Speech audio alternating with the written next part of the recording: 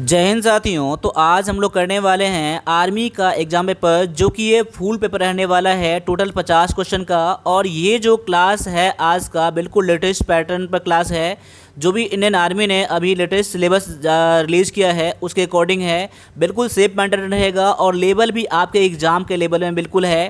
तो इस क्लास को आप लास्ट तक ज़रूर देखिएगा, ठीक है। साथ साथ में इस चैनल पर पहली बार हैं तो चैनल को सब्सक्राइब यहाँ से कर लीजिएगा, और लाइक नहीं करा है तो लाइक भी कर दीजिएगा। तो बढ़ते हैं आज के पहले क्वेश्चन की तरफ। तो पहला क्वेश्चन देख सकते हैं कि कौन सी मिट्टी कपास की खेती के लिए आदर्श है। यानी कि ऑप्शन में से आपको देखना है आपका आंसर क्या है। तो यहाँ पर आपका आंसर हो जाता है ऑप्शन नंबर बी, काली मिट्टी जो होता है कपास की खेती के लिए बहुत ज़्यादा उपयुक्त होता है। तो आपका आंसर ऑप्शन नंबर ए हो जाता है। अब इससे एक दो पॉइंट और भी रिलेटेड है जो कि आप एग्जाम में आ सकते हैं, ये भी नोट कर लीजिए। तो कपास की खेती में अब ब्लैक सॉइल तो चाहिए ही, और कभी कभी ये आता है कि वर्ल्ड में इसका कौन से स्थान पर है उत्पादन करने में। देखिए, तो इंडिया का स्थान जो है वर्ल्ड में ये दूसरा है, ठीक है। तो पहला कौन सा है, तो पहला आपका है चाइना, ठीक है। और आपका तीसरा जो कंट्री है ये भी नोट कर लीजिए, क्योंकि 3 कंट्री में से कोई भी आ सकता है। तो यहाँ पर है यूएस, ठीक है। अगला क्वेश्चन दिया गया है, ब्रह्मपुत्र नदी निम्नलिखित में से किस राज्य से होकर बहती है। तो ब्रह्मपुत्र नदी जो है आपके इस ऑप्शन में से देख लीजिए, ऑप्शन नंबर ए अगर आपका आंसर है तो बिल्कुल सही है, क्योंकि ब्रह्मपुत्र नदी जो है असम से होकर गुजरता है। इसमें एक और आपका स्टेट है, दूसरा आप स्टेट ये भी नोट कर लीजिए, अरुणाचल प्रदेश। क्या है, अरुणाचल प्रदेश, ठीक है ना। आपका करेक्ट आंसर इसमें हो जाता है। तो जहाँ पर आपको ये रहे या ये रहे, उनमें से आप चुन लीजिएगा। कभी कभी ये भी क्वेश्चन आएगा कि ये ओरिजिनेट कहाँ से होता है, कहाँ से उसका उद्गम स्थल होता है। तो ये भी याद रख लीजिए, तिब्बत से स्टार्ट होता है। कहाँ से, तिब्बत से स्टार्ट होता है, असम में जाता है, अरुणाचल प्रदेश में जाता है, उसके बाद बांग्लादेश में जाता है, ठीक है। तो ये आपके लिए इंपॉर्टेंट पॉइंट हो जाता है। आगे है कि विंध्य पर्वत श्रृंखला भारत के किस भाग में स्थित है। तो विंध्य पर्वत श्रृंखला जो है ये भारत के मध्य भाग में है, यानी सेंट्रल पार्ट में है, ठीक है ना। तो ऑप्शन नंबर सी आपका करेक्ट आंसर हो जाता है। आगे है, पारादीप बंदरगाह किस राज्य में है। तो पारादीप बंदरगाह जो है, इन ऑप्शन में से देख लीजिए आपका आंसर क्या हो जाएगा। तो यहाँ पर आपका आंसर ऑप्शन नंबर ए है, तो बिल्कुल सही है, क्योंकि ओडिशा में है ये, ठीक है ना। ओडिशा में कहाँ पर है, कभी कभी आपको सिटी का नाम पूछेगा तो सिटी का नाम याद कर लीजिए, ये है जगदीशपुर, ठीक है ना। जगदीशपुर आपका एक डिस्ट्रिक्ट है, ठीक है ना, वहाँ पर है, ठीक है। आगे है कि प्रसिद्ध नृत्य शैली कथकली किस राज्य में की है, कौन से राज्य से संबंधित है कथकली। तो इन ऑप्शन में से देख लीजिए, यहाँ पर आपका आंसर हो जाएगा ऑप्शन नंबर बी हो जाएगा। कथकली जो है केरल से संबंध रखता है, ठीक है। आगे है कि भारत का राष्ट्रीय पशु कौन सा है। तो यहाँ पर देख लीजिए ऑप्शन में से, कभी कभी बच्चे जो होते हैं शेर भी चुन लेते हैं और बाघ भी, लेकिन यहाँ पर जो आपका आंसर हो जाएगा ऑप्शन नंबर बी करेक्ट आपका आंसर है। टाइगर जो है भारत का राष्ट्रीय पशु है। आगे है कि जालियांवाला बाग नरसंहार किस शहर में हुआ था, ठीक है। तो यहाँ पर आपका आंसर है ऑप्शन नंबर बी अमृतसर, ठीक है। तो अमृतसर कहाँ पर है, तो अमृतसर जो है ये आपका पंजाब में है, ठीक है। तो ऑप्शन नंबर आपका बी करेक्ट आंसर हो जाता है। कभी कभी आपको पूछेगा यहाँ पर कि कब हुआ था, तो ये 1919 में हुआ था, ये भी आप नोट कर लीजिए, ठीक है। आगे है कि भारतीय राष्ट्रीय कांग्रेस की स्थापना कब हुई थी। तो भारतीय राष्ट्रीय कांग्रेस का स्थापना जो हुआ था 1885 में हुआ था। तो ऑप्शन नंबर आपका बी जो है करेक्ट आंसर है। आगे है कि ओलंपिक में भारत ने पहला स्वर्ण पदक कब जीता, ठीक है। तो इस क्वेश्चन का आप आंसर ठीक से दीजिएगा, क्योंकि इस क्वेश्चन में जो थोड़ा सा कन्फ्यूजन होता है। तो क्वेश्चन जैसा रहेगा वैसा आपको आंसर देना पड़ेगा। देखिए, ओलंपिक में भारत का जो स्वर्ण पदक है, ठीक है, सबसे पहली बार आपका 1928 में आपको मिला था स्वर्ण पदक, गोल्ड मेडल, ठीक है। उसके बाद मिला था आपका 1948 में। तो कभी कभी आपको दोनों में से एक आपको आंसर चुनना पड़ता है। अगर ये कहेगा कि स्वतंत्रता के बाद, ठीक है, जो हमारा जो देश आज़ाद हुआ था ये आपका 1947 में हुआ था, ठीक है ना। उसके बाद ये पहला आपका मिला था 1948 में, और उससे पहले क्या मिला था, सबसे पहले की बात करता हूँ, सबसे पहले मिला था 1928 में मिला था, जब हमारे देश में ब्रिटिश रूल था तब, ठीक है। तो यहाँ पर एक क्वेश्चन ये भी आएगा कि कौन से स्पोर्ट में, कौन से खेल में। तो ये भी याद रख लीजिए आप लोग, ठीक है ना। तो ये कहाँ मिला था, तो हॉकी में मिला था, ठीक है ना, दोनों बार, ठीक है। ऑप्शन नंबर है यहाँ पर ए, यहाँ पर आप लोगों का आंसर हो जाएगा, ठीक है। आगे है कि किस नदी को बिहार का शोक कहा जाता है। तो यहाँ पर देख लीजिए, बिहार का अशोक कोसी नदी को कहा जाता है, क्योंकि देखिए जब भी इसमें बाढ़ आता है ना तो बहुत ज़्यादा इससे नुकसान होता है इसमें, ठीक है ना। तो बिहार का अशोक कौन सा है, तो आपका कोसी नदी है। आगे आ जाइए, अगला क्वेश्चन में है कि मराठी भाषा मुख्य रूप से किस राज्य में बोली जाता है। तो मराठी भाषा जो है मुख्य रूप में से ऑप्शन में जो स्टेट दिया गया है उसमें से जो आपका आंसर हो जाएगा ऑप्शन नंबर बी हो जाएगा, महाराष्ट्र में। वैसे भी आप जानते हैं कि मराठी जो है ना ये महाराष्ट्र का ऑफिशियल लैंग्वेज है, ठीक है ना। तो ये भी आप याद रख लीजिए कि महाराष्ट्र का जो ऑफिशियल लैंग्वेज है वो कौन सा है, तो आपका मराठी है, ठीक है। अब आ गया है अगला क्वेश्चन है कि G20 शिखर सम्मेलन 2023 की मेजबानी किस देश ने किया था। ये आपका करंट अफेयर का क्वेश्चन है, तो ये भी आप लोग यार नोट कर लीजिएगा। तो 2023 का जो G20 का शिखर सम्मेलन हुआ था ये आपका न्यू दिल्ली में हुआ था। तो न्यू दिल्ली यानी कि आपका इंडिया में आपका क्या हो जाएगा, आंसर हो जाएगा, ठीक है ना।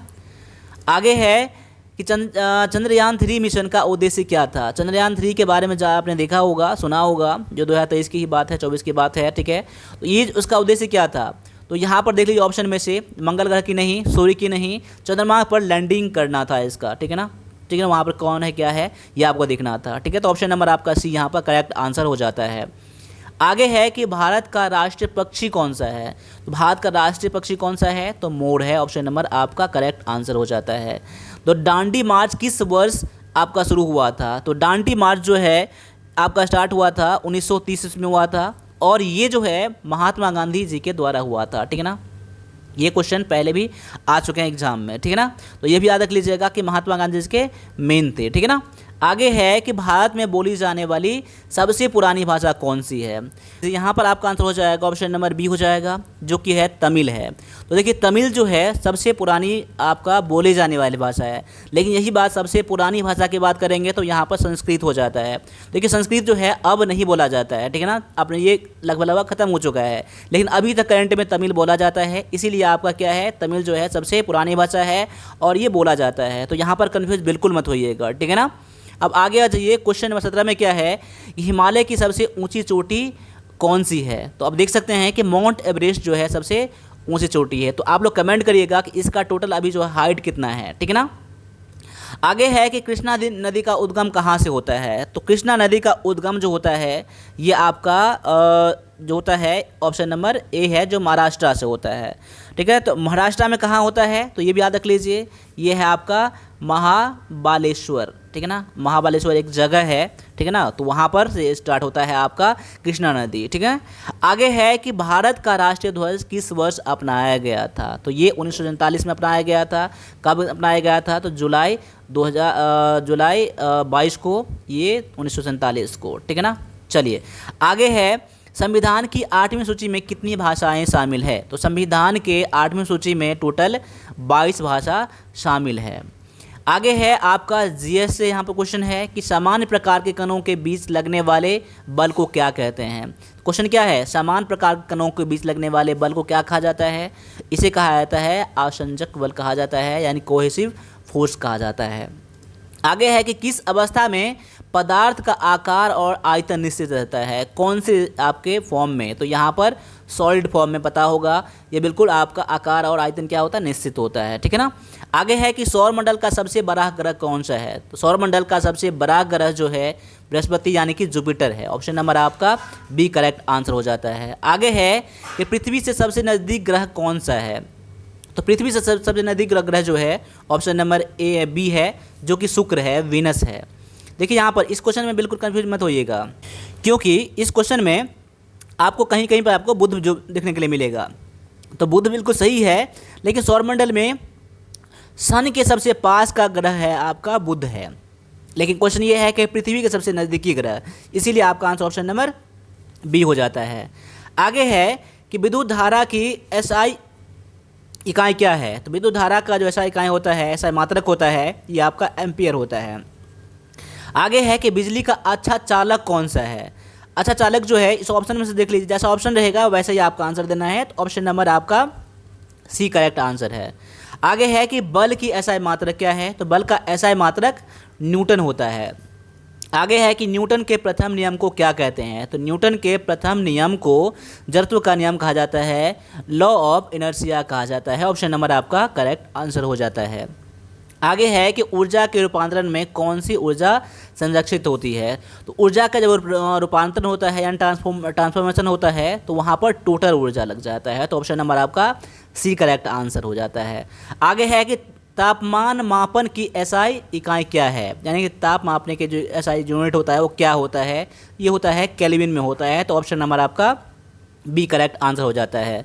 आगे है कि ऊष्मा का प्रवाह हमेशा किस दिशा में होता है। तो ऊष्मा का प्रवाह जो होता है, ऑप्शन देख लीजिएगा, आपको जहां लगे वीडियो को पॉज करना है, वीडियो को पॉज कर सकते हैं अपने आंसर्स को चेक करने के लिए। तो यहाँ पर आपका आंसर हो जाएगा ऑप्शन नंबर ए हो जाएगा, जो गर्म से ठंडे की ओर ये प्रवाह करता है, ठीक है ना।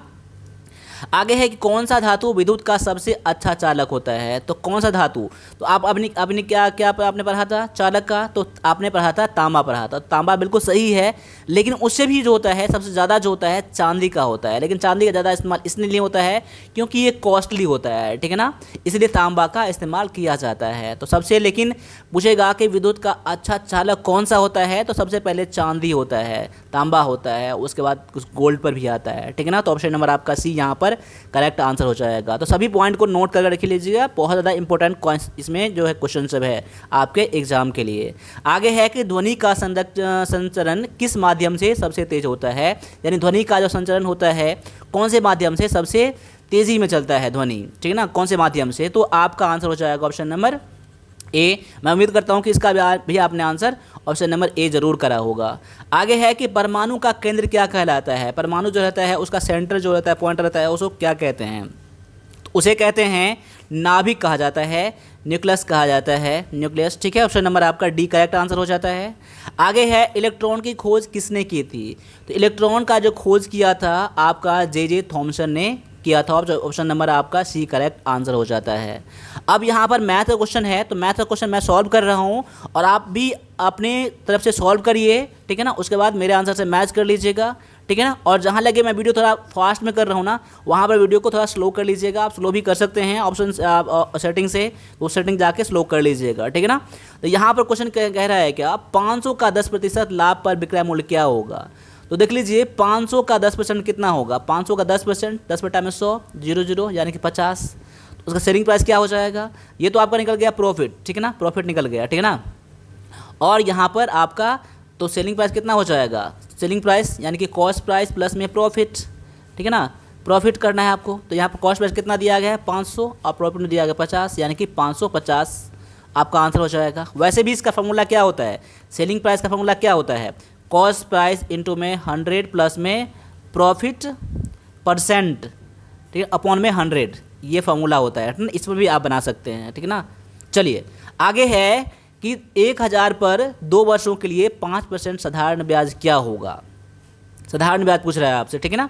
इसका फॉर्मूला क्या होता है, SI बराबर में सिंपल इंटरेस्ट, इसे हम लोग क्या कहते हैं साधारण ब्याज, PRT अपॉन में 100, यानी कि प्रिंसिपल कितना दिया है, तो प्रिंसिपल दिया आपका 1000, आपका टाइम दिया है 2 ईयर और आपका रेट दिया है आपका 5%। तो यहाँ प्रिंसिपल में आप 1000 डाल दीजिए, इनटू में आपका रेट दिया गया है 5 और टाइम दिया गया है 2 अपॉन में 100, तो ये जो कट जाएगा आप कितना हो जाएगा 50 दूना में 100, आपका 100 क्या निकल गया आपका साधारण ब्याज सिंपल इंटरेस्ट। ऑप्शन नंबर आपका ए करेक्ट आंसर हो जाता है। आगे दिया गया है कि 2000 का 2 वर्ष में 10% वार्षिक चक्रवृद्धि ब्याज क्या होगा, यानी कि चक्रवृद्धि ब्याज यानी कि कंपाउंड इंटरेस्ट क्या होगा। देख लीजिए यहाँ पर, तो पहले क्या कर लीजिए कि 1 वर्ष का आप क्या निकाल लीजिए, SI निकाल लीजिए। तो 1 वर्ष का SI और CI यानी कंपाउंड इंटरेस्ट दोनों का बराबर ही होता है, ठीक है ना। तो 1 वर्ष का निकालेंगे ना तो आपका सेम होगा दोनों का, और जो नेक्स्ट ईयर में CI जो होता है ना कंपाउंड इंटरेस्ट, वो ब्याज पर जो ब्याज लगता है ना वो चेंज हो जाता है। तो पहले कि 1 वर्ष का चक्रवृद्धि ब्याज साधारण ब्याज कैसे निकालते हैं हम लोग, फॉर्मूला बताया आपको ना, PRT अपॉन में 100, 1 वर्ष का साधारण ब्याज। देखिए आपका P दिया गया है यानी प्रिंसिपल दिया गया है 2000, आपका R दिया गया 10 और ये 2 दिया गया 2 बटा में 100। तो देखिए 2 वर्ष का नहीं निकालेंगे, 1 ही वर्ष का निकालेंगे पहले, ठीक है ना, 1 वर्ष का निकालेंगे, 0 कट जाएगा, आपका 200 हो गया। तो पहले वर्ष का ब्याज कितना हो गया 200 हो गया, 200, ठीक है ना, और दूसरे वर्ष का भी ब्याज कितना होगा 200 होगा। लेकिन 200 पर क्या बढ़ जाएगा, ब्याज पर ब्याज लगता है कौन, कंपाउंडेड इंटरेस्ट में ना, तो 200 तो ब्याज हो गया ना, 200 का 10% निकाल लीजिए, 10% दिया गया आपका, कितना निकल जाएगा आपका 20 निकल जाएगा ना, तो आपका 20 इसमें ऐड कर दीजिए, कितना हो जाएगा 420 आपका हो जाएगा आंसर। ऑप्शन नंबर आपका 20 निकल जाएगा। देखिए इस चीज़ को आप नहीं समझे हैं ना, तो जो मैंने बताया है ना आपको, जो चक्रवृद्धि ब्याज क्या होता है पहले वो समझ लीजिएगा, आपके लिए आसान बन जाएगा, ठीक है ना। आगे है कि 2x प्लस में 3 बराबर में 11, तो x का मान क्या होगा, यानी 2x प्लस में 3 बराबर में 11 है, यानी कि 2x बराबर में 11 माइनस 3 हो जाएगा, इसको इस तरफ करेंगे तो यानी कि 8 हो जाएगा, ये 2x हो जाएगा, तो x बराबर में कितना हो जाएगा 8 बटा में 2, काट के निकल कितना 4 निकल जाएगा, ऑप्शन नंबर आपका ए में हो जाएगा, ठीक है। आगे है कि 15 और 20 का अनुपात कितना होगा, तो 15 बटा में 20 कर लीजिए, 5 काट 5 या 15, 5 का 20, यानी कि 3 अनुपात में 4, ऑप्शन नंबर ये बी में दिया गया है। आगे है कि 2, 4, 6, 8, 10 का माध्य कितना है, माध्य बोलें या फिर एवरेज बोलें, औसत बोलें, बिल्कुल एक ही है, ठीक है ना। तो अब क्या करना पड़ेगा आपको, 2, 4, 6 प्लस में 8 प्लस में 10 बटा में कितना नंबर है, 1, 2, 3, 4, 5 नंबर है ना, तो 5 से आप क्या लगा दीजिए, भाग लगा दीजिए, सभी को जोड़िए यहाँ पर, तो 2, 4, 6, 6, 12, 8, 20 और ये 30 हो जाएगा, 30 बटा में 5, यानी काटे कितना निकल जाएगा 6, तो आपका आंसर ऑप्शन नंबर ये सी में दिया गया है। अगले क्वेश्चन को भी सॉल्व करिए, ठीक है। तो यहाँ पर देखिए इस क्वेश्चन में क्या कह रहा है पहले वो देख लीजिए, 4, 6, 6, 9 और 10 है, इसको क्या कर रहा है, मीडियन निकालने के लिए, माध्यिका निकालने के लिए बोल रहा है। तो माध्यिका निकालने के लिए क्या करना पड़ता है, जितना सारा नंबर रहता है ना सभी को क्या कर लिए, असेंडिंग ऑर्डर में डाल दीजिए, बढ़ते हुए क्रम में। तो यहाँ पर देख सकते हैं कि ऑलरेडी ये बढ़ते क्रम में दे ही दिया गया है, और जो बीच का नंबर रहेगा ना वही माध्यिका कहलाएगा। देखिए यहाँ पर टोटल 5 नंबर है ना, तो दोनों का बीच का नंबर क्या हो जाएगा 6 ना, तो आपका 6 डायरेक्टली आंसर हो जाएगा, ऑप्शन नंबर आपका ए में दिया गया है। मैंने क्या बताया है देख लीजिए, यहाँ पर सभी को आपको असेंडिंग फॉर्म में यानी बढ़ते हुए फॉर्म में लिखना है आपको, लेकिन ये क्वेश्चन पहले दे ही दिया गया था, इसलिए मुझे करना नहीं पड़ा। जिसमें नहीं दिया रहेगा ना उसको कर लेंगे, और जो बीच का नंबर रहेगा वो डाल देंगे, वही आपका आंसर हो जाएगा। आगे दिया गया है कि कोई व्यक्ति 4 घंटे में 40 किलोमीटर की यात्रा करता है, तो उसका गति कितना है, यानी स्पीड कितना है। तो स्पीड निकालने के लिए हम क्या करते हैं, दूरी डिस्टेंस अपॉन में टाइम, ठीक है ना। तो डिस्टेंस दिया गया है 40 बटा में 4, काटे कितना निकल जाएगा 10 किलोमीटर पर आवर, आपका आंसर ऑप्शन नंबर ये बी में दिया गया है। अगले क्वेश्चन को भी सॉल्व करिए आप लोग, ठीक है ना। पहले क्वेश्चन को देख लीजिए, आप वीडियो को पॉज कर लीजिएगा, फिर सॉल्व करिएगा, फिर मेरा आंसर से मैच करिएगा। तो यहाँ दिया गया है कि यदि एक ट्रेन 60 किलोमीटर प्रति घंटा की गति से चलता है और 2 घंटे में यात्रा पूरी करता है, तो यात्रा की दूरी कितना है। यानी आपको यहाँ पर क्या दिया गया है, स्पीड दिया गया है जो कि 60 किलोमीटर प्रति घंटा है, और आपको टाइम भी दिया गया है, आपका कितना 2 आवर दिया गया है। आपको पूछ रहा है क्या यहाँ पर डिस्टेंस, तो डिस्टेंस का फॉर्मूला क्या होता है पता है आप लोगों को, क्या होता है, स्पीड इंटू में टाइम होता है ना। तो स्पीड इंटू में टाइम यानी कि 60 गुना में 2, आपको स्पीड दे दिया था और आपको दो दिया था टाइम, यानी कि 120 किलोमीटर आपका डिस्टेंस हो जाएगा, जो ऑप्शन नंबर ये आपका सी में दिया गया है। अब इस क्वेश्चन को सॉल्व करिए। देखिए इस क्वेश्चन को सॉल्व करने के लिए आपको बोर्ड मास का रूल पता होना चाहिए, तभी इसको सॉल्व कर पाएंगे, नहीं तो आप गलती कर सकते हैं, ठीक ना। अब क्वेश्चन पे इसको यहाँ पर लिख के डाल देता हूँ एक बार, 4 भागा में 2 गुना में 3 माइनस में 5। तो बोर्ड मास के अकॉर्डिंग बराबर में x है। बोर्ड मास के अकॉर्डिंग सबसे पहले आपको ब्रैकेट नहीं है इसमें, उसके बाद ऑफ का ओ भी नहीं है, उसके बाद डिवीजन जो कि डिवीजन यानी कि भाग का, ये वाला भाग का आपका है, ठीक है ना। फिर आपका मल्टीप्लिकेशन गुना का, फिर आपका जोड़ का, फिर आप घटाव करना पड़ता है, ठीक है ना। तो पहले भाग करिए, इन दोनों में पहले भाग कर लीजिए आप, ठीक है ना। इन दोनों में भाग करेंगे कितना हो जाएगा, 4 में 2 से भाग लगाएंगे 2 हो जाएगा ना, प्लस 8 गुना में 3 माइनस में 5 बराबर में x। अब देखिए यहाँ पर अब क्या, डिवीजन के बाद मल्टीप्लिकेशन करना पड़ेगा आपको, तो इन दोनों को आप क्या कर लीजिए, पहले गुना कर लीजिए। 3 दूना कितना हो जाएगा 6 प्लस में 8 प्लस माइनस में 5 बराबर में x। अब क्या करिए, उसके बाद एडिशन करिए, तो इन दोनों का एडिशन करेंगे आप, 8 6 कितना हो जाएगा 14 माइनस में 5 बराबर में कितना हो जाएगा x, यानी कि आप घटाएंगे यहाँ पर तो कितना हो जाएगा 7, अब 7 नहीं यहाँ पर 9 हो जाएगा, 9 बराबर में x, यानी x बराबर कितना आ गया 9, ऑप्शन में नहीं दिया गया है। देखिए यहाँ पर तो ऐसे आपको करना पड़ता है। देखिए यहाँ पर थोड़ा सा यहाँ पर क्वेश्चन को ठीक से चेक कर लीजिएगा, हो सकता है कि मैंने बीच में कहीं गलती कर दिया होगा तो ऑप्शन के अकॉर्डिंग नहीं मिला है, एक बार ठीक से देख लीजिएगा। लेकिन जो मैंने बताया है ना वैसे ही करना है आप लोगों को, पहले भाग का काम करना है, फिर गुणा का काम करना है, फिर जोड़ का काम करना है, फिर घटाव का काम करना है। एक बार ऑप्शन को चेक कर लीजिएगा दोबारा, मेरे अकॉर्डिंग ऑप्शन नंबर 9 आया है, एक बार आप ही चेक कर लीजिएगा, ठीक है ना, हो सकता है कहीं मैंने मिस्टेक कर दिया हो। आगे दिया गया है कि sin 30 का मान कितना है, ठीक है ना, 30 डिग्री का, तो याद कर लीजिए 1/2 इसका होता है, जो ऑप्शन नंबर आपका बी में दिया गया है, ठीक है ना। आगे है कि समचतुर्भुज का क्षेत्रफल कितना होता है, कैसे निकाला जाता है, तो यहाँ पर डायरेक्टली फॉर्मूला पूछ रहा है ठीक है ना। जो फार्मूला पूछ रहा है वही। तो समचतुर्भुज का क्षेत्रफल क्या होता है, लंबाई गुना चौड़ाई, जो कि आधार आपका आयत का क्षेत्रफल होता है, बिल्कुल आपका वही दिया गया है, डायरेक्टली दिया गया समचतुर्भुज। वही आपको बोलेगा समलंब चतुर्भुज, तो वहाँ पर फार्मूला अलग हो जाएगा, मैं उस टाइम बता दूंगा आपको। लेकिन यहाँ पूछ रहा है समचतुर्भुज का, बस समचतुर्भुज मतलब सभी भुजा बराबर है उसका, तो लंबाई गुना चौड़ाई, डायरेक्टली आपका आंसर निकल जाएगा। ऑप्शन नंबर डी आपका आंसर है। आगे है कि एक वृत्त का त्रिज्या 7 सेंटीमीटर है तो उसका परिमाप कितना है। त्रिज्या यानी कि रेडियस आपको 7 सेंटीमीटर दिया गया है, तो उसका परिमाप क्या है।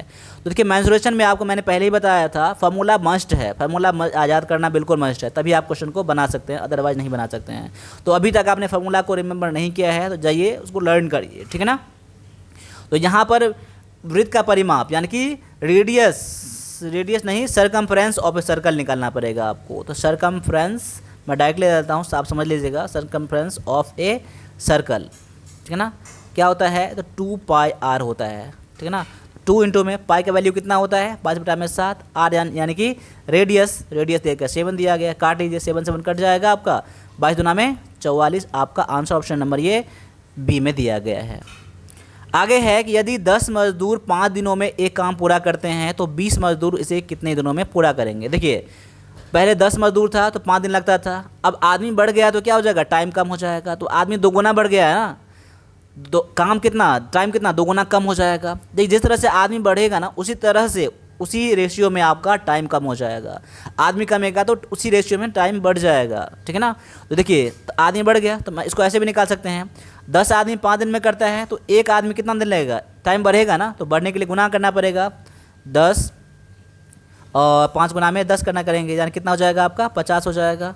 और वही बात अब आदमी 20 हो गया ना, तो 20 आदमी कितना दिन में करेगा, 50/20 कर लीजिए, कितना निकल जाएगा आपका 2.5, आपका आंसर ऑप्शन नंबर ए में दिया गया है। आगे है कि एक नल 10 मिनट में टंकी भर सकता है, दूसरा नल 20 मिनट में उसे खाली कर सकता है, तो दोनों को एक साथ चालू करेंगे तो टंकी कितना समय में भर जाएगा। तो इस क्वेश्चन को बनाने के लिए याद कर लीजिए, 10 गुना में 20 करिएगा, पहला नल खाली करता है भरता है, दूसरा नल खाली करता है, तो क्या करें 10 माइनस में 20 कर दीजिएगा। एक नल भरने वाला रहेगा, दूसरा नल खाली करने वाला रहेगा, तो माइनस करेंगे नीचे में, ऊपर में दोनों गुना ही होगा, लेकिन जब दोनों नल भरने वाला रहेगा तो यहाँ पर दोनों प्लस करेंगे। एक तो खाली करने वाला है ना, इसीलिए माइनस लगा दिए, इसीलिए हम लोग लगा दिए हैं। इसको सॉल्व करिए आप, कितना हो जाएगा 10 गुना में 20 बटा में कितना हो जाएगा माइनस आपका कितना निकल जाएगा आपका 10, माइनस छोड़ दीजिए, यहाँ पर माइनस को कोई ज़रूरी नहीं है, बस समझने के लिए मैं बता दिया था। जी 10 काट देंगे कितना निकल जाएगा आपका 20 निकल जाएगा, ऑप्शन नंबर आपका ये बी में, ठीक है ना। टाइम का भी माइनस में नहीं होता है, इसलिए मैंने माइनस को पहले हटा दिया है, मैं बस समझने के लिए मैंने डाल दिया आपको, यहाँ माइनस करना है आपको, ठीक है ना। तो ऑप्शन नंबर आपका बी आंसर है। तो यहाँ पर मैंने 50 क्वेश्चन करवाया है, 50 क्वेश्चन जो है बहुत ज़्यादा इंपॉर्टेंट है आप लोगों के लिए।